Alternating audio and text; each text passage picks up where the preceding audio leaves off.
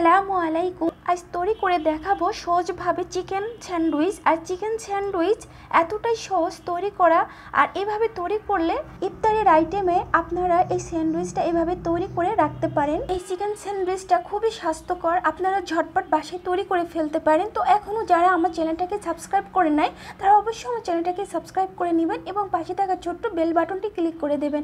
এতে করে আমি যখন কোনো নতুন ভিডিও আপলোড করব সাথে সাথে আপনাদের কাছে নোটিফিকেশন পৌঁছে যাবে। তো চলুন আমার তৈরি করতে যা যা লাগছে।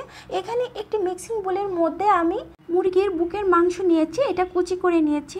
আর এর মধ্যে অ্যাড করে দেব ভাজা গরম মশলার গুঁড়া 1 চা চামচ, ভাজা জিরা গুঁড়া 1 চা চামচ এবং আদা রসুন পেস্ট দিব 2 চা চামচ, সয়া সস 1 চা চামচ এবং স্বাদ মতো লবণ। আর অ্যাড করব এখানে লাল মরিচের গুঁড়া 1/2 চা চামচ।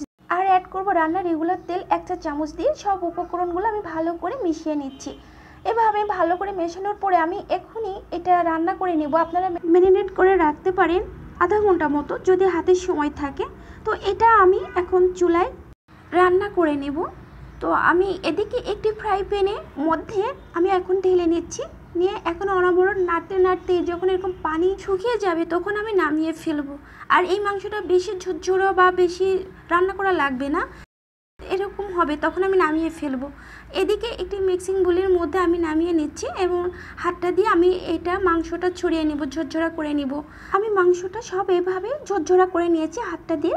তো এর মধ্যে অ্যাড করে দিব আমি গোলমরিচের গুঁড়া 1 চা চামচ, আর অ্যাড করব স্বাদ মতো চিনিটা আপনারা স্কিপও করতে পারেন। আর দিব শসা কুচি, শসাটা আমি গ্রেটারটা দিয়ে গ্রেট করে রেখেছিলাম, পানি ঝরিয়ে নিয়েছিলাম। আর এখানে অ্যাড করব গাজর কুচি এবং টমেটো সস দিয়ে এখানে অ্যাড করব মেয়োনিজটা আমি একটু বেশি পরিমাণে নিয়ে আমি ভালো করে সব উপকরণগুলো মিশিয়ে নিচ্ছি। এই মেয়োনিজটা আমার নিজের হাতের তৈরি, আমি ডিমটা আগের থেকে সিদ্ধ করে রেখেছিলাম 2টা ডিম এবং ব্লেন্ডার জারের মধ্যে দিয়ে আমি এই মেয়োনিজটা তৈরি করে নিয়েছি।